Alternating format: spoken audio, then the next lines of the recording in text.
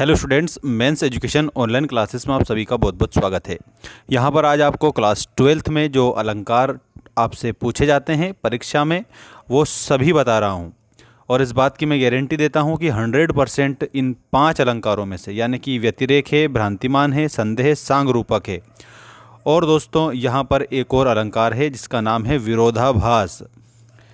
इन 5 अलंकारों को यदि आपने याद कर लिया तो आपकी 12th क्लास की जो एनुअल एग्ज़ाम है उनमें से 2 अलंकार 100% इसमें से आते हैं और आप लोगों के सिलेबस में भी यह दे रखा है। कक्षा 12वीं वाले सभी बच्चों के लिए डिजिटल नोट्स जो कि मैंने बनाए हैं आप सभी बच्चों के लिए, वो हमारे ऐप पर अवेलेबल है, आप जाकर उसको देख सकते हैं। लिंक डिस्क्रिप्शन में ऐप की दे दी है। कक्षा 12वीं वाले हिंदी के जो सभी इम्पोर्टेंट क्वेश्चन की जो सीरीज़ है हम यहाँ पर चला रहे हैं। अब हम बिना देर किए स्टार्ट कर लेते हैं आज के इस महत्वपूर्ण क्वेश्चन को। यहाँ पर सभी अलंकारों को सीखेंगे। देखिए, सबसे पहला अलंकार है भ्रांतिमान। भ्रांतिमान का अर्थ क्या है? जहाँ प्रस्तुत वस्तु को देखकर किसी विशेष समानता के कारण किसी दूसरी वस्तु का भ्रम हो जाए, वहाँ पर भ्रांतिमान अलंकार होता है। यानी कि किसी भी वस्तु को अगर हम देख रहे हैं, मान लो ये एक वस्तु है, इसको हमने देखा और ये दूसरी वस्तु है, ठीक है। अब इन दोनों में विशेष समानता के कारण हमें दूसरी वस्तु का भ्रम हो जाता है, वहाँ पर हमारा भ्रांतिमान अलंकार होता है। उदाहरण के तौर पर आप देखेंगे, जान श्याम घनश्याम को नाच उठे वन मोर।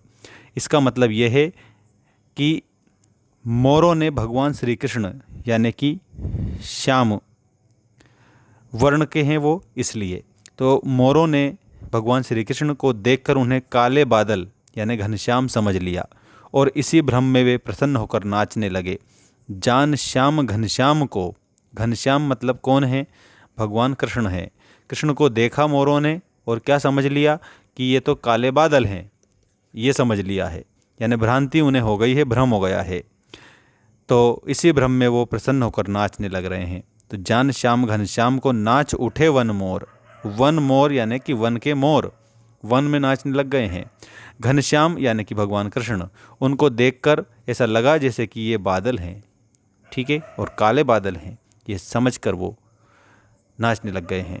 तो यहाँ उन्हें भ्रांति हुई है, यानी प्रस्तुत वस्तु को देखा है। किसको देखा है? जान श्याम घनश्याम को, घनश्याम को देखा है, ठीक है। और विशेष समानता कारण, समानता कौन सी है?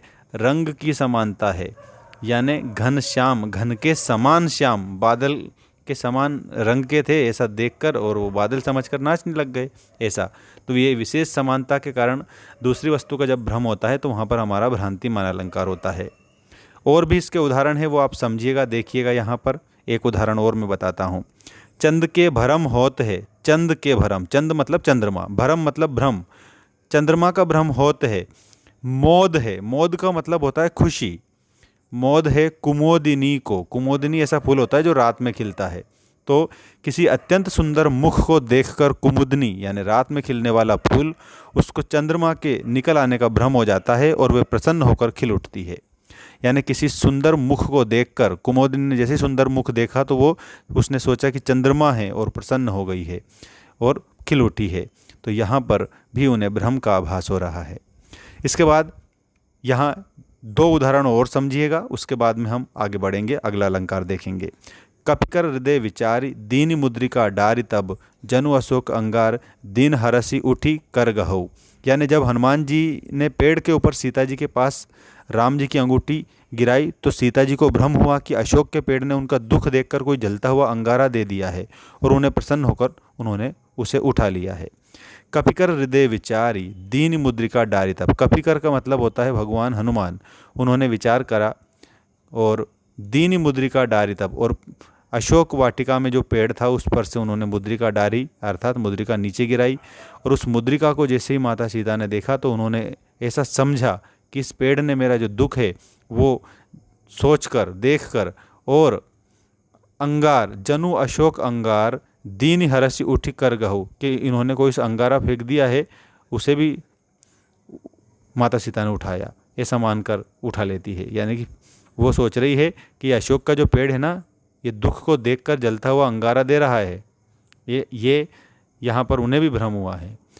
अब नेक्स्ट जो अलंकार है वो संध्या अलंकार रहेगा हमारा। एक उदाहरण ये भी है, इसको भी आप देख सकते हैं। चाहत चकोर सूर और द्रग छोर करी, चकवा की छाती तजी धीर दसकती है। यानी चकोर पक्षी के भ्रम के कारण जो सूर्य को चंद्रमा समझकर उसकी ओर लगातार देख रहा है, कौन? चकोर पक्षी, भ्रमवश है ना, भ्रम हो गया उसको, और वो चंद्रमा समझ रहा है किसको? सूर्य को। और दूसरी तरफ चकवा पक्षी भ्रम के कारण अपना धैर्य खो रहा है। अब नेक्स्ट है संध्या अलंकार। संध्या अलंकार में संध्या बना रहता है अंत तक, ये भी आपको याद रखना है। देखिएगा यहाँ पर, जहाँ रंग रूप और गुण की समानता के कारण है ना किसी वस्तु को देखकर यह निश्चय ना हो कि वही वस्तु है, तो वहाँ संध्या अलंकार होता है। इसमें अंत तक संशय बना रहता है, यानी कि अंत तक हमें शंका बनी रहती है, संशय बना रहता है कि क्या वास्तव में यही है ऐसा, तो वहाँ पर हमारा संदेह अलंकार होता है। नाम से ही ये प्रसिद्ध है, संदेह बना रहता है इसमें आखिरी तक। ठीक है, जैसे सारी विच नारी है, किनारी विच सारी है, कि सारी की हिनारी है, किनारे की ही सारी है। ये संदेह बना है कि भाई नारी की ही साड़ी है कि साड़ी की नारी बनी हुई है। इसका मतलब समझो कि क्या यहाँ पर संदेह अलंकार में बताया है। देखो, द्रौपदी चीरहरण के समय जब दुशासन साड़ी खींचता जा रहा था और साड़ी खत्म ही नहीं हो रही थी, तब ये संदेह उत्पन्न हो गया कि साड़ी के बीच में द्रौपदी है या द्रौपदी के बीच में साड़ी है। यह साड़ी की ही नारी बन गई है या नारी की ही साड़ी बनी हुई है। मतलब कि यहाँ पर अंत तक संशय यानी संदेह बना रहा है, इसलिए यहाँ पर संदेह अलंकार है। और आप सभी परिभाषा को कैसे याद रखेंगे कि जहाँ रंग रूप और गुण की समानता के कारण किसी विशेष वस्तु को देखकर यह निश्चय ना हो कि वह सही ये वही वस्तु है, तो वहाँ पर संदेह अलंकार हमारा होता है। और अंत तक इसमें संशय बना रहता है। और उदाहरण में आप ये लिख देंगे, और उदाहरण एक और मैं बता रहा हूँ, उसको भी आप समझिएगा। दिग्दाहों से धूम उठे, धूम का मतलब होता है धुआं। ठीक है, धूम का मतलब धुआं होता है। दिग्दाहों से यानी दिशाओं से। ठीक है, दिग्दाहों से धूम उठे या जल धर उठे क्षितिज तट के। अब क्षितिज ऐसा स्थान होता है जहाँ पर पृथ्वी और आकाश मिलते हुए नजर आते हैं। दिग्दाहों से यानी दिशाओं के जलने से धूम उठे, यह आसमान में धुआं उठ रहा है या फिर क्षितिज के किनारे बादल उमड़ आए हैं, यानी धुआं है या बादल, यह निश्चय नहीं हो पा रहा है। तो यहाँ पर भी हमारा कौन सा अलंकार होगा? निश्चय नहीं होता है अंत तक, तो यहाँ पर हमारा संदेह अलंकार होता है। अब आता है नेक्स्ट अलंकार, विरोधाभास अलंकार। विरोधाभास जो है, इसमें दो शब्द लिखे हुए हैं, एक तो है विरोध प्लस आभास। ठीक है, विरोध का पता चलना, आभास का मतलब होता है पता चलना। तो विरोध का अगर पता चल रहा है लेकिन वास्तव में विरोध नहीं है, तो वहाँ पर हमारा विरोधाभास अलंकार होता है। जैसे चैप्टर 1 में भी दिया है कि निज रोदन में राग लिए फिरता हूँ, शीतलवाणी में आग लिए फिरता हूँ। जहाँ किसी पदार्थ गुण या क्रिया में वास्तविक विरोध ना होते हुए भी विरोध का आभास हो, वहाँ पर विरोधाभास अलंकार होता है। यानी किसी भी पदार्थ या गुण या क्रिया में हमें ऐसा लगता है कि विरोध हो रहा है, लेकिन अगर विरोध नहीं हो रहा है वास्तव में, तो वहाँ पर विरोधाभास अलंकार होता है। इसमें सिर्फ हमें आभास होता है। कैसे? देखो, यहाँ पर मैं एक उदाहरण आपके लिए सिंपल उदाहरण लिख रहा हूँ जो चैप्टर 1 का है। ठीक है, उसमें क्लियर लिखा हुआ है, शीतल वाणी में आग लिए फिरता हूँ, वाणी में आग लिए फिरता हूँ। ये उदाहरण आपके लिए बिल्कुल फिट बैठता है। ठीक है, और यही याद कर लेना आप, शीतल वाणी में आग लिए फिरता हूँ। तो वाणी कैसी है? शीतल है, लेकिन आग लिए फिरता हूँ। भाई, शीतल का मतलब ठंडक होता है। ठीक है, अब ठंडक में आग कैसे है? यानी विरोध हो रहा है, वास्तव में ऐसा लग रहा है हमें, लेकिन वास्तविकता क्या है कि उनकी वाणी प्रभावशाली है। आग का मतलब यहाँ पर प्रभाव है कि शीतल वाणी में आग लिए फिरता हूँ, ऐसा विरोध का आभास है, लेकिन वास्तव में विरोध नहीं है। एक और शब्द, एक और उदाहरण आता है, निज रोदन में राग लिए फिरता हूँ। निज रोदन में राग लिए फिरता हूँ। ठीक है, यानी कि निज यानी स्वयं का, रोना, रोदन मतलब रोना होता है। निज रोदन में राग लिए फिरता हूँ। अब रोने में कैसे राग है? यानी यहाँ पर भी विरोध का आभास हो रहा है, लेकिन वास्तव में विरोध नहीं है। निज रोदन में राग लिए फिरता हूँ, शीतल वाणी में आग लिए फिरता हूँ। ठीक है, और ये उदाहरण जो इसमें विरोधाभास में दिए हैं, इसके अलावा भी ये आप सीख सकते हैं। वाह मुख की मधुराई कहा कहो, मीठी लगे अखियान लुनाई। यानी उस मुख की मधुरता के बारे में मैं क्या कहूँ, उसको देखकर तो मीठी लगे अखियान लुनाई। लुनाई मतलब जिसमें नमक हो, यानी उस मुख की सुंदरता के बारे में क्या कहूँ, उसकी आँखों का खारापन, यानी लुनाई यानी नमक भी मीठा, बड़ा मीठा लगता है, यानी खारापन मीठा लगना विरोधाभास अलंकार का यहाँ पर उदाहरण है। इसके अलावा और भी है कि उदाहरण समझिए, तंत्री नाद कवित्र रस सरस राग रति रंग, अन बूढ़े तीरे जे बूढ़े सब अंग। यानी वीणा के स्वर, कविता के रस और प्रेम के रंग में जो लोग पूरी तरह नहीं डूबे वे संसार में नष्ट हो गए, लेकिन जो इसमें पूरी तरह डूब गए वे भव सागर से पार हो गए। जो डूब गया वो तर गया, और यह विरोधाभास है यहाँ पे।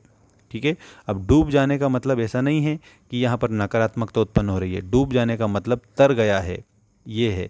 अगर मान लो डूब गया, ऐसा अगर जैसे कोई व्यक्ति डूब गया, जल में डूब गया, तो इसका मतलब वो नष्ट हो गया, ऐसा होता है। लेकिन यहाँ डूब जाने का मतलब तर जाना होता है, भवसागर को पार कर गया है वो। ठीक है, और एक और ये भी एक उदाहरण है इसका कि या अनुरागी चित्त की गति समझे नहीं कोई, जो जो बूढ़े श्याम रंग त्यों तो उज्जवल होए। यानी कि इस अनुरागी, इस प्रेमी मन की गति कोई नहीं समझता है, ये जो जो श्याम के रंग में रंगता है त्यों त्यों उज्जवल होए। अब इस प्रेमी मन की गति कोई नहीं समझ सकता। ये मन जैसे जैसे श्याम यानी काले रंग यानी श्री कृष्ण के प्रेम में डूबता है, वैसे वैसे और अधिक उज्जवल यानी पवित्र सफ़ेद होता जाता है। यानी काले रंग में डूबकर सफ़ेद होना, ये विरोधाभास का आभास हमें होता है, लेकिन वास्तव में इसमें विरोध नहीं है, इसलिए इसमें विरोधाभास अलंकार है। तो ये उदाहरण भी वेरी मोस्ट इम्पोर्टेंट उदाहरण है इसका, इसको भी आप सीखेंगे और आगे बढ़ेंगे। अब आता है हमारा अगला अलंकार सांग रूपक अलंकार। सांग रूपक भी 12वीं कक्षा में पूछा जाता है। जिस रूपक में उपमेय, उपमेय कौन होता है, उपमान कौन होता है, ये समझो। एक तो होता है विशेषण, ठीक है, विशेषण, और दूसरा होता है विशेष्य। ठीक है, विशेष्य। अब समझो, जैसे मान लो सीता का मुख, सीता का मुख, तो यहाँ पर सीता जो है, ठीक है, सीता का मुख चंद्रमा के समान है, तो समानता बता दी है इसमें। सीता जो है इसमें विशेष्य आ गया है। ठीक है, याद रखना आप सभी। और एक और, यानी एक और मैं इसी को बता दूँ, सीता अच्छी लड़की है, तो अच्छी, अच्छा, ये क्या है, विशेषण है। क्या है, ये विशेषण है। और फिर किसकी विशेषता बता रहे, सीता की, तो सीता क्या हुई, सीता विशेष्य हुई। एक तो उपमेय है और एक उपमान है। तो जिस रूपक में उपमेय के अंगों अथवा अवयवों पर उपमान के अंगों अथवा अवयवों का आरोप किया जाता है, वहाँ पर सांग रूपक अलंकार होता है। अब इसका उदाहरण समझिएगा। सांग रूपक का उदाहरण देखो यहाँ पे, उदित उदयगिरी मंच पर रघुवर बाल पतंग, विकसे संत सरोज मन हर्षे लोचन भृंग।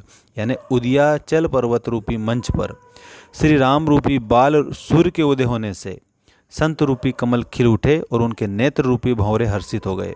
यहाँ मंच पर पर्वत, राम पर सूर्य और संतों पर कमल और नेत्रों पर भंवरों का एक साथ आरोप हुआ है, इसलिए इसमें सांग रूपक अलंकार हो जाएगा। परिभाषा उदाहरण लिखकर याद करिएगा। और एक और इम्पोर्टेंट सांग रूपक का है कि बीती विभावरी जागरी, विभावरी जागरी, अंबर पनघट में डुबो रही, तारा घट उषा नागरी। इसका मतलब है कि एक सखी दूसरी सखी से कहती है कि रात बीत गई है, अब तुम्हें जागना है, अब जाग जा। आकाश रूपी पनघट यानी कुएं में, उषा यानी सुबह रूपी चतुर स्त्री तारा रूपी घड़ों को डुबो रही है, अर्थात तारे छिप रहे हैं। ठीक है, और सुबह हो रही है, तो इसीलिए कहा है बीती विभावरी जागरी, विभावरी बीत गई है, अब तो जागना है तुम्हें। ठीक है, ऐसा। अब आता है लास्ट हमारा व्यतिरेक अलंकार। व्यतिरेक अलंकार की परिभाषा आपसे पूछते हैं तो आप बताएंगे जहाँ उपमेय को उपमान से श्रेष्ठ बताया जाता है, यानी विशेषण को किससे, विशेष से श्रेष्ठ बताया जाए, वहाँ पर व्यतिरेक अलंकार होता है। इसका उदाहरण आप समझेंगे और आगे बढ़ेंगे। ये इसके सबसे बेस्ट उदाहरण जो है ये बताता हूँ मैं, सबसे ज़्यादा बार पूछा जाता है जो, जिनके यश प्रताप के आगे शशि मलिन रवि शीतल लागे। शशि मलिन, अब शशि तो कैसा रहता है पता है, सुंदर रहता है, लेकिन वो कैसा लग रहा है यहाँ पे, मलिन लग रहा है। और रवि शीतल लागे, रवि कैसा रहता है, रवि में तो मतलब तेज होता है, शीतलता उसमें नहीं होती है। चंद्रमा में शीतलता होती है ना, सूर्य में तो तेज होता है। तो यहाँ पर अर्थ समझो, राजा के यश और तेज का वर्णन करते हुए कवि कहता है कि उनके यश के आगे चंद्रमा भी मलिन यानी फीका लगता है, और उनके प्रताप के आगे सूर्य भी ठंडा यानी शीतल लगता है। यहाँ राजा को सूर्य और चंद्रमा दोनों से श्रेष्ठ बताया गया है। अगर मान लो उपमेय को उपमान से श्रेष्ठ बताया जाए, उपमेय को उपमान से श्रेष्ठ बताया है। अब उपमेय कौन है, राजा है, उपमान कौन है, चंद्रमा है एक तो, और एक सूर्य है, इनसे भी श्रेष्ठ बता दिया है। यानी कि यहाँ पर राजा को सूर्य और चंद्रमा दोनों से श्रेष्ठ बताया है। तो जहाँ पर उपमेय को उपमान से श्रेष्ठ बताया जाता है वहाँ पर हमारा व्यतिरेक अलंकार होता है। कौन सा अलंकार? व्यतिरेक अलंकार। एक और उदाहरण इसमें दिया है, इसको भी आप समझ सकते हैं, लिख सकते हैं। संत हृदय नवनीत समाना, कवि कहाँ कविन पर कहे न जाना, निज परिताप द्रवे नवनीता, पर दुख द्रवे सुसंत पुनीता। यानी कवियों ने कहा है कि संतों का हृदय जो है मक्खन यानी नवनीत के समान होता है, लेकिन वे सही कह नहीं पाए, क्योंकि मक्खन तो अपने खुद के ताप यानी गर्मी से पिघलता है, लेकिन पवित्र संतों का हृदय दूसरे के दुख को देखकर पिघल जाता है। यहाँ उपमेय यानी संतों के हृदय को उपमान यानी मक्खन से भी श्रेष्ठ बताया गया है। यानी मक्खन से श्रेष्ठ किसका बता दिया है? संत के हृदय को। तो उपमेय को उपमान से श्रेष्ठ जहाँ पर बताया जाता है वहाँ पर आपका अलंकार कौन सा होता है? तो आप सभी बताएंगे व्यतिरेक अलंकार होता है। और अब आप सभी बच्चों के लिए एक विशेष जानकारी है जो परीक्षा के लिए बेहतरीन नोट्स और स्टडी मटेरियल के लिए आप सभी स्टूडेंट्स को मेंस एजुकेशन ऐप डाउनलोड करना है, जो कि आपको गूगल प्ले स्टोर पर मिल जाएगा।